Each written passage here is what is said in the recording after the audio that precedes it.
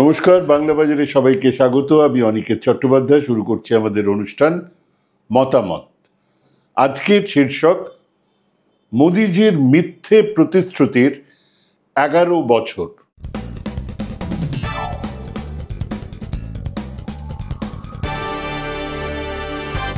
বিজ্ঞান বলে এ দুনিয়ার চূড়ান্ত সত্য বলে কিছু হয় না, না অ্যাবসলিউট ট্রুথ বলে কিছু হয় না। আইনস্টাইনের সাধারণ আপেক্ষিকতাবাদেরও প্রশ্ন আছে, প্রশ্ন তুলেছিলেন বিজ্ঞানী জয়ন্ত নার্লিকার। পৃথিবীর সর্বশ্রেষ্ঠ শিল্পকলা থেকে যা কিছু সৃষ্টি, সবকিছু নিয়েই প্রশ্ন ওঠাটা স্বাভাবিক। আর গণতন্ত্রের মূল ভিত্তি এটা।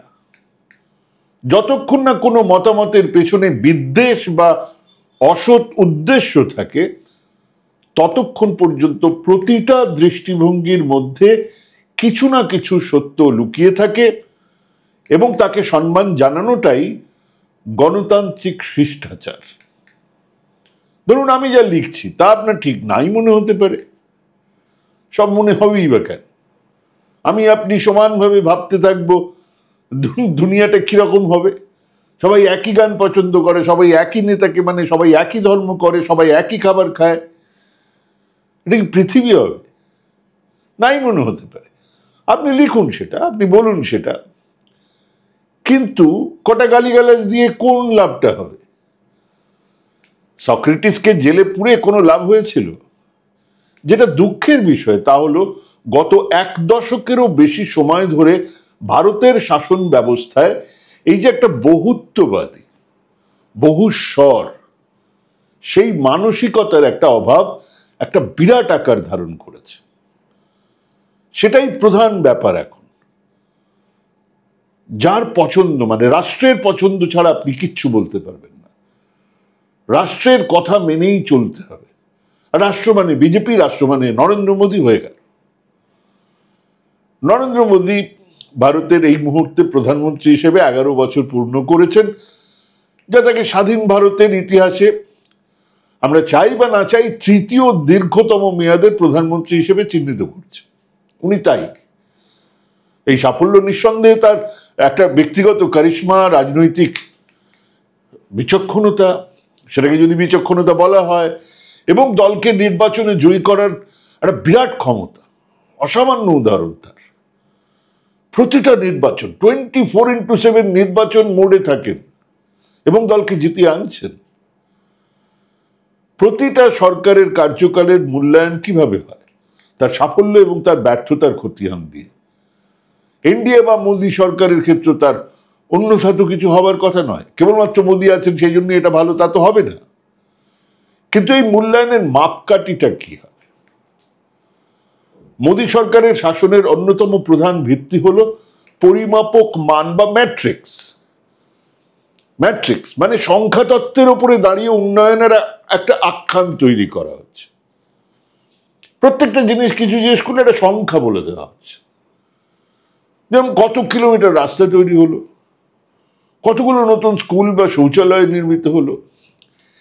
একটা উন্নয়নশীল দেশে এই ধরনের সূচক প্রাথমিকভাবে সম্পদ বৃদ্ধির জন্য একটা হিসেব হতে পারে, প্রাথমিকভাবে উন্নতির একটা হিসেব হতে পারে, কিন্তু সাধারণ মানুষ সরকারের কাজকে কেবল এই সংখ্যা দিয়ে বিচার করতে পারে না।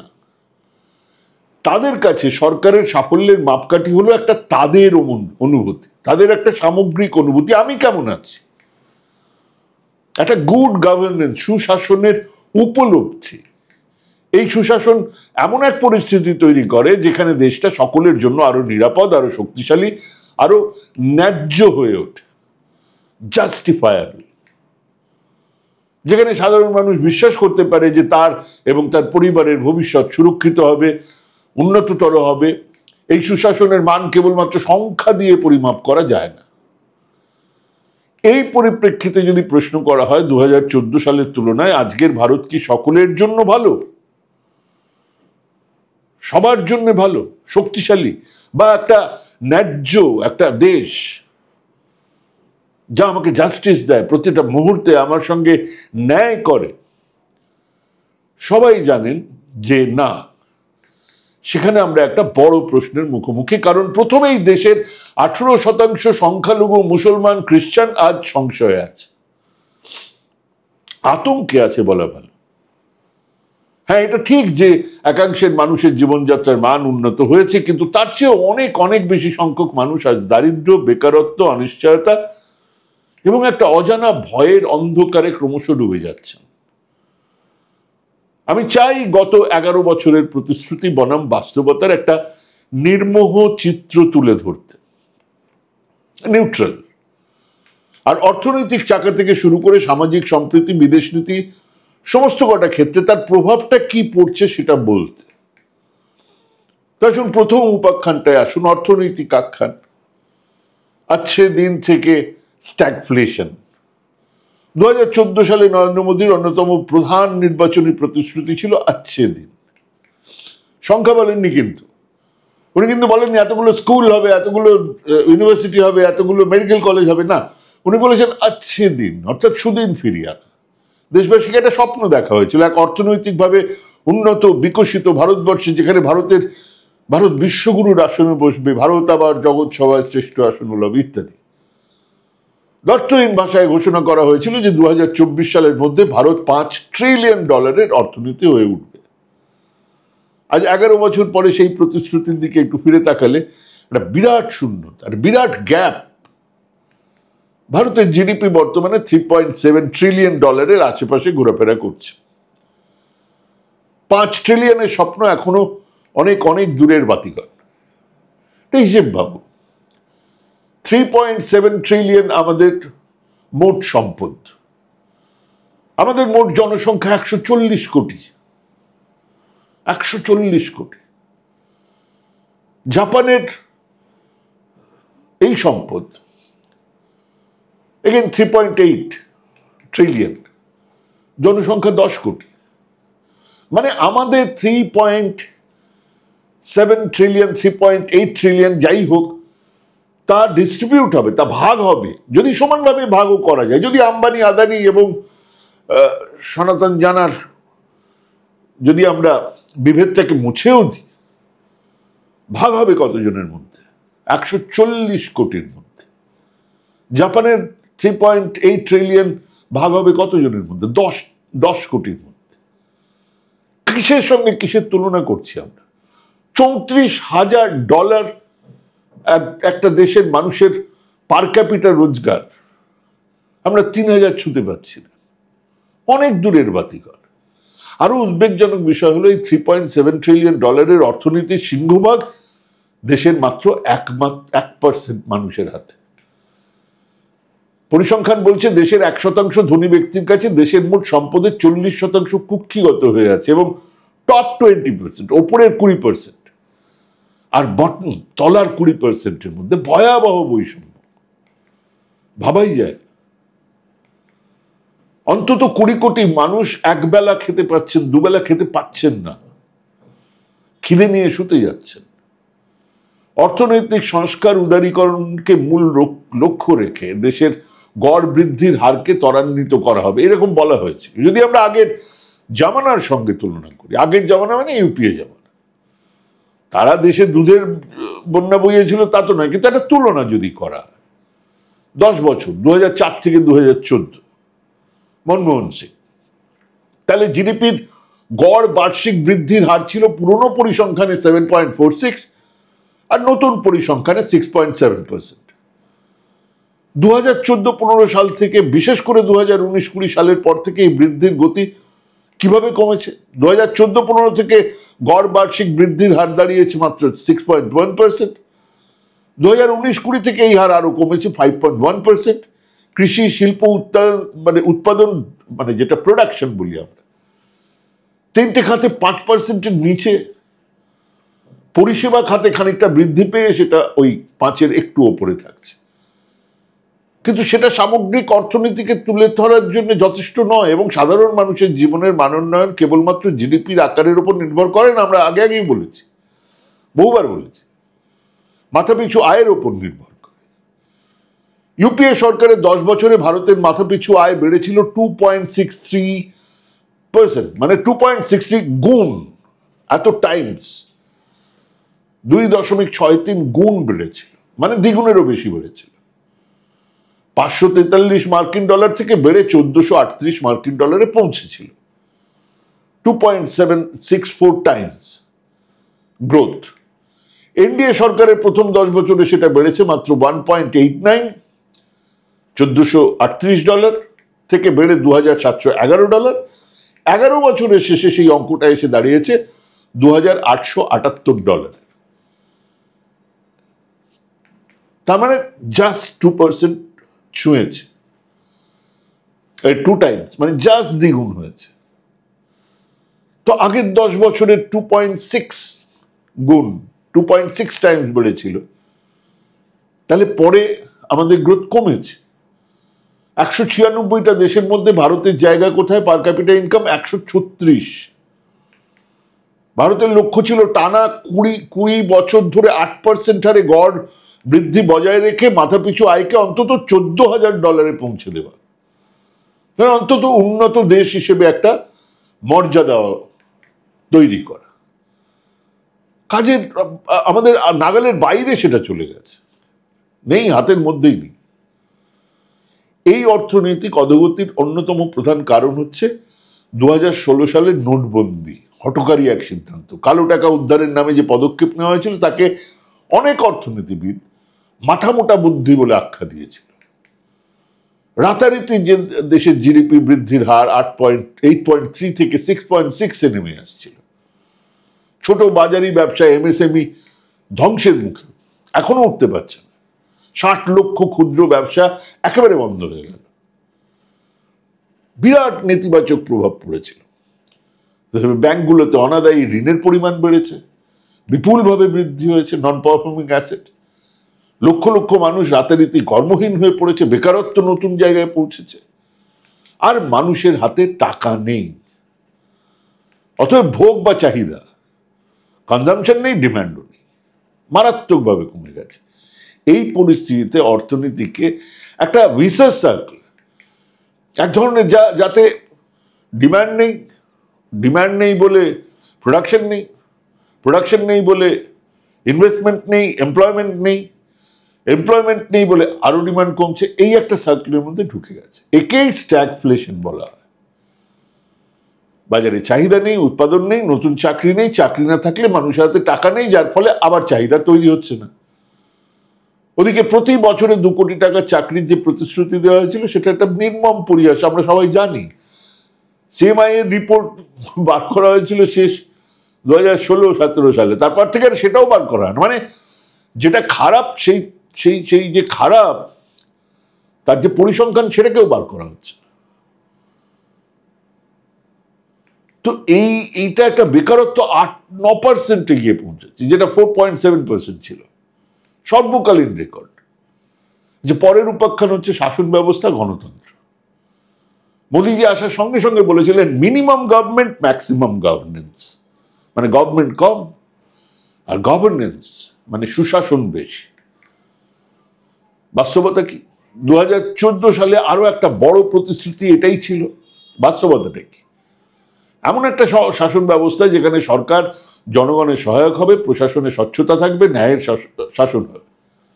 11 বছরে সংসদীয় গণতন্ত্রের চিত্রটা একেবারে আলাদা, ছবিটা একদম আলাদা। সংসদে বিতর্ক হয় না, প্রধানমন্ত্রী নিজে বিরোধী দলগুলোকে পাকিস্তানের সমর্থন মনে করছেন, অভিযোগ করছেন বিরোধীরা সরকারকে কাজ করতে দেয় না, দেশ বিরোধী। গুরুত্বপূর্ণ বিল আলোচনা ছাড়া 30 মিনিটের মধ্যে পাশ হয়ে যাচ্ছে। কেন্দ্রীয় তদন্তকারী সংস্থা সিবিআই, ইডি তার রাজনৈতিক ব্যবহার নিয়ে অভিযোগ নতুন কিছু নয়, প্রত্যেকটা মানুষ জানেন। বিরোধী দলের নেতাদের ভয় দেখানোর জন্য এটাকে, সংস্থাগুলোকে কতগুলো পোষা কুকুরের মতন ব্যবহার করা হচ্ছে। অভিযোগ উঠছে খোদ শাসক দলের নেতাদের বিরুদ্ধে। তথ্যের অধিকার, যেটা আরটিআই, সেটাকে দুর্বল করা হয়েছে। আপনি জানতে চাইলে হাজার একটা জিনিস জানতে পারছেন না, জানতেই পারছেন না যে আমাদের প্রধানমন্ত্রী কি পাশ করেছেন, এতটুকু একটা সত্যি কথা।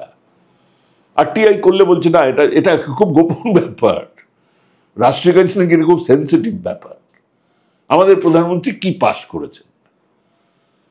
এবং সরকারের সমালোচক, সাংবাদিক, সমাজকর্মী, ইউপিএ, দেশদ্রোহিতা, তাদেরকে জেলে পোড়া হচ্ছে। Human rights watch reporters without borders এর মতন আন্তর্জাতিক সংস্থাগুলো বলছে ভারতের গণতন্ত্র, সংবাদ মাধ্যমের স্বাধীনতার সূচক নিচে নামছে। গদি মিডিয়া বা কোলে বসে থাকা সংবাদ মাধ্যম নামে একটা নতুন শব্দবন্ধ দেশের প্রত্যেকটা মানুষ বুঝে গেছে। সরকারের কাছে প্রশ্ন করছে না, তারা এখনো পর্যন্ত বিরোধী পক্ষকেই প্রশ্ন করেই যাচ্ছে।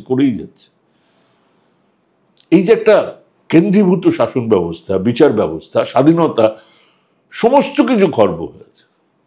কেন্দ্র রাজ্য সম্পর্ক একটা নজিরবিহীন জায়গায় দিয়ে যাচ্ছে, রোজ ঝামেলা।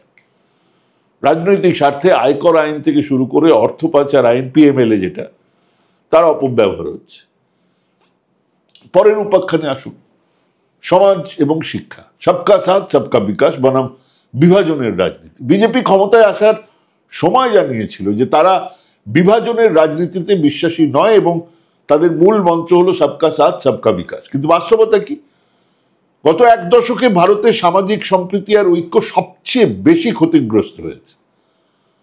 ভাবুন না, একটা রাজ্যের বিরোধী দলের নেতা, বিজেপির নেতা, তিনি বলছেন আমাদের মুসলমানদের ভোট দরকার নেই। মুসলিমদের বিরুদ্ধে বিদ্বেষমূলক মন্তব্য কোথাও কোনো বিচ্ছিন্ন ঘটনা নয়। স্বয়ং প্রধানমন্ত্রী থেকে শুরু করে রাজ্য মুখ্যমন্ত্রী, নেতারা নিয়মিতভাবে বিষাক্ত ভাষণ দিয়ে চলেছে। আর বিজেপি রাজ্য শাসিত রাজ্যগুলোতে বুলডোজার নীতি। দেশ জুড়ে এনআরসি সিএ নিয়ে যে ভয় বিভাজনের পরিস্থিতি তৈরি করা হয়েছে, সেটা দেশের সামাজিক ভারসাম্যকে ভেঙে ফেলছে। বহু জায়গায় সাম্প্রদায়িক দাঙ্গার ঘটনায় পুলিশের বিরুদ্ধে দেখা যাচ্ছে পুলিশ চুপচাপ করে দাঁড়িয়ে রয়েছে। শিক্ষা ব্যবস্থাতেও একই উদ্বেগজনক সাংঘাতিক পরিবর্তন। রাজ্য সরকারগুলোর সঙ্গে কোনো আলোচনা ছাড়া নতুন শিক্ষানীতি চালু করা হয়েছে, যার বাস্তবায়নের কোনো সুস্পষ্ট রূপরেখা নেই। অধিকাংশ রাজ্য তো সেটাকে গ্রহণ করছে না। একটা অদ্ভুত অবস্থা ত্রিশঙ্কু হয়ে ঝুলে রয়েছে। শিক্ষার মান আন্তর্জাতিক স্তরে নিয়ে যাওয়ার কোনো প্রচুর প্রতিশ্রুতি দেওয়া হয়েছে, প্রচুর বাওয়াল। আজ বিশ্বের প্রথম 100টা বিশ্ববিদ্যালয়ের তালিকায় ভারতের একটা বিশ্ববিদ্যালয়ের নাম নেই, একটা নেই। যখন আমরা গুপ্ত যুগের কথা বলি, যখন আমরা প্রাচীন মধ্যযুগের কথা বলি, তখন আমাদের এখানে তক্ষশিলা বিশ্ববিদ্যালয়, নালন্দা বিশ্ববিদ্যালয় গোটা পৃথিবীতে জানে সবাই, এখানে পড়তে আসছেন মানুষ। আজ 100টার মধ্যে আমাদের কোনো নাম নেই। তাহলে ইউনিভার্সিটিতে কি করানো হচ্ছে? জ্যোতিষশাস্ত্র পড়ানো হচ্ছে। ডাক্তারি ছাত্রদের হিপোক্রেটিক শপথের বদলে বলা হচ্ছে চরক শপথ নাও। আমাদের নিজস্ব কোনো এআই মডেল নেই, আবিষ্কৃত কোনো চিপ নেই, বিশ্বমানের কোনো মোবাইল ব্র্যান্ড নেই, কোনো ব্র্যান্ডই নেই, কোনো প্রোডাকশন নেই। এসিআর এর রিপোর্ট নিয়ে সরকারি স্কুলে পঞ্চম শ্রেণীর 50% ছাত্র দ্বিতীয় শ্রেণীর বই পড়তে পারে না। ইতিহাস বিকৃত করা হচ্ছে। মুসলমান শাসকদের হেয় করে একটা মনুবাদী ভাবধারা প্রচার করার জন্য পাঠ্য বই তৈরি করা হচ্ছে। আগামী প্রজন্মের যারা পড়াশুনো করছেন তাদের মনে একটা বিভেদ, ঘৃণা বীজ পুঁতে দেওয়া হচ্ছে।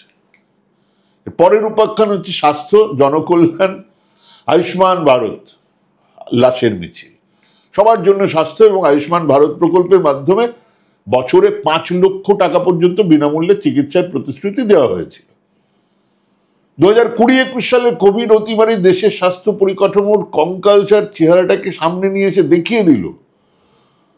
অক্সিজেন নেই, বেড নেই, অ্যাম্বুলেন্স নেই, রাস্তায় পড়ে আছে মৃতদেহ, পোড়ানো যাচ্ছে না।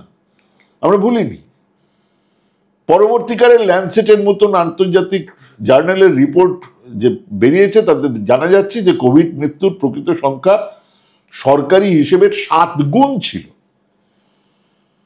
বিশ্ব স্বাস্থ্য সংস্থা বলছে, WHO বলছে, ভারতের মতো দেশে স্বাস্থ্য খাতে অন্তত জিডিপির 5% খরচ করা উচিত। এখন কত হচ্ছে? 1.3%। কৃষকদের আয় দ্বিগুণ করার প্রতিশ্রুতি দেওয়া হয়েছে। বাস্তবে কৃষকদের আয় কোথায় এসে দাঁড়িয়েছে? 3টে বিতর্কিত বিল আনা হয়েছে ও বিল পাস করা হয়েছিল 1 বছরের বেশি আন্দোলনের পরে। সেটাকে কোনো কারণ না দেখিয়ে ফেরত নেওয়া হয়েছে। কেন আনা হলো জানা নেই, কেন ফেরত না হলো তাও জানা নেই। 700-র বেশি কৃষক এর মধ্যে মারা গেলেন। মানে কি? নারী নিরাপত্তার ক্ষেত্রে পরিস্থিতি আরো খারাপ। ন্যাশনাল ক্রাইম রেকর্ডস ব্যুরোর তথ্য বলছে দেশে প্রতিদিন গড়ে 88টা ধর্ষণের অভিযোগ দায়ের করা হয়। আর আজকের শেষ উপাখ্যান হলো বিদেশ নীতি এবং জাতীয় শক্তি, বিশ্বগুরু হওয়ার স্বপ্নভঙ্গ। গত 11 বছরের বিশ্বগুরু হওয়ার এক অদম্য আকাঙ্ক্ষা আমরা দেখেছি সরকারের প্রতিটা কার্যকলাপে বিশ্বগুরু হয়ে উঠছে। বাস্তবতাটা কি? বিদেশ নীতির ক্ষেত্রে ভারত একেবারে একঘরে। শক্তির অর্থ কেবলমাত্র সামরিক শক্তি নয়, এর সঙ্গে জড়িয়ে থাকে আভ্যন্তরীণ ঐক্য, প্রতিবেশীদের সঙ্গে সৌহার্দ্যপূর্ণ সম্পর্ক, আন্তর্জাতিক মঞ্চে সম্মানজনক অবস্থান। ওরে আমায় ডাকরে, ওরে আমায় ডাকরে, ওরে আমায় কানাডায় ডাকরে না। পহেলগামে সন্ত্রাসী হামলা, অপারেশন সিন্দুরের মতন ঘটনা ভারতের দুর্বলতাগুলোকে সামনে এনে দেখিয়ে দিচ্ছে। এই হামলার পরে শ্রীলঙ্কা, মায়ানমার, বাংলাদেশ, ভুটান, নেপাল, মালদ্বীপ, আফগানিস্তান কে পাশে এসে দাঁড়িয়েছে, বলেছে যে হ্যাঁ, পাকিস্তানকে সন্ত্রাসবাদের মদতদাতা হিসেবে আমরা নিন্দা করছি। বলেছে এই ঘটনা খুব নিন্দাজনক। ব্যাস। চীনের সঙ্গে সম্পর্ক আমাদের তলানিতে কবে থেকে? 2020-তে গালওয়ান উপত্যকা চীনের আগ্রাসনে 20 জন ভারতীয় সেনা নিহত। সেখানে এখনো চীনই বসে আছে, সরেনি। 56 ইঞ্চির ছাতি প্রধানমন্ত্রী চীনের নাম মুখে আনতে ভয় পায়। নেপাল, শ্রীলঙ্কা, মালদ্বীপের মতন দেশগুলো চীনের প্রভাব বলে। ভুটানের মতন বন্ধু প্রতিম দেশ, তারাও আমাদের ভারতীয় পর্যটকের জন্য প্রতিদিন 1200 টাকা করে কর নিচ্ছে। হেনলি পাসপোর্ট ইন্ডেক্সে ভারতের মান 80 থেকে নেমে এখন 85-তে এসে দাঁড়িয়েছে। মানে আমরা পাসপোর্ট নিয়ে গেলে পাসপোর্ট পাত্তা দিই। এই তো কিছুদিন আগেই দেখলাম আমেরিকাতে জুতো দিয়ে চেপে রেখেছে ভারতীয় এক ছাত্রকে। যুদ্ধ থামিয়ে দেওয়ার ওয়ার রুকুয়া দিয়া পাপা, এখন নাও সেটা ঠাট্টা করছে সবাই। প্রচলিত যুদ্ধে সাফল্য নিয়েও প্রশ্ন উঠছে। দেশের সামরিক সরঞ্জাম মূলত রাশিয়া, ইসরায়েল সেখান থেকে আসছে, তাদের উপর নির্ভরশীল। দেশের আভ্যন্তরীণ সমস্যা চরমে। অর্থের অভাবে মুম্বাইয়ের লোকাল ট্রেনে 2014 থেকে 2025-এর মধ্যে 29,970 জনের মৃত্যু হয়েছে। তখন 1,08,000 কোটি টাকার বুলেট ট্রেন প্রকল্পে বিনিয়োগ সরকারের অগ্রাধিকার। এটা নিয়ে, এটা বুলেট ট্রেন হবে কেবলমাত্র মুম্বাই থেকে আহমেদাবাদ যাওয়ার জন্য। এরকম একটা অবস্থাতে আমি যখন নিজেকে প্রশ্ন করি আমি কি ভারতীয় হয়ে গর্বিত, উত্তরটা দ্বিধাহীন ভাবে হ্যাঁ, নিশ্চয়ই আমি ভারতীয় ভাবে গর্বিত। কিন্তু যখন আমি প্রশ্ন করি আমি কি ভারতের বর্তমান শাসন ব্যবস্থা নিয়ে সন্তুষ্ট, উত্তরটা হয় না। Bold letter, NO। বলতেই হয় যে আমাদের শাসক এক উন্মাদ, মিথ্যেবাদী, স্বৈরতান্ত্রিক। নরেন্দ্র মোদীর শাসনের সমস্ত ক্ষমতা তার হাতে কেন্দ্রীভূত। তাই সরকারের কোনো সাফল্য হলে তার সম্পূর্ণ কৃতিত্ব যেমন তিনি দাবি করতে পারেন, তেমনি ব্যর্থতার দায় এককভাবে তার উপরে বর্তায়। 2014-2019-এ যে আচ্ছে দিন, যে নিউ ইন্ডিয়া, $5 ট্রিলিয়ন ইকোনমি, সুশাসন, সবার উন্নয়ন, সব বাওয়াল রঙিন ফানুস ওড়ানো হয়েছিল। বেশিরভাগটাই আজকে জুমলা, ফাঁকা আওয়াজ, সেটা আমরা বুঝতে পেরেছি, মানুষও বুঝতে পারছে। 11 বছরে দেশ উন্নত হওয়ার বদলে অর্থনীতি, গণতন্ত্র, স্বাস্থ্য, শিক্ষা, সামাজিক সম্প্রীতি প্রত্যেকটা ক্ষেত্রে পিছিয়ে পড়েছে। যেটা বেড়েছে তা হলো ধর্মান্ধতা, সাম্প্রদায়িক বিভাজন আর নির্ভেজাল মিথ্যে প্রচারের প্রবণতা। তবুও আশা ছাড়ার উপায় নেই। ভারত এক বিশাল বৈচিত্র্যময় দেশ। তার শক্তি নিহিত আছে তার জনগণের মধ্যে, নরেন্দ্র মোদীর মধ্যে নয়। অপেক্ষা থাকবে, আমরাও অপেক্ষায় থাকবো সেই দিনের জন্য যেদিন ভারত সত্যিই সকলের জন্য ভালো, আরো শক্তিশালী, আরো ন্যায্য একটা দেশ হয়ে উঠবে, যেখানে শাসন ব্যবস্থা সংখ্যা দিয়ে নয়, মানুষের মুখে হাসি ফুটিয়ে তার সাফল্য প্রমাণ করবে। হ্যাঁ, আমাদের দেশকে আমরা হ্যাপিনেস ইন্ডেক্সের প্রথম 20টার মধ্যে দেখতে চাই। কততে আছি? 147টা দেশের মধ্যে 118। হ্যাঁ, 118। ভাবুন, ভাবুন, ভাবতে থাকুন, ভাবা প্র্যাকটিস করুন। ভালো থাকবেন, সুস্থ থাকবেন। আজকে এখানেই শেষ করছি। নমস্কার।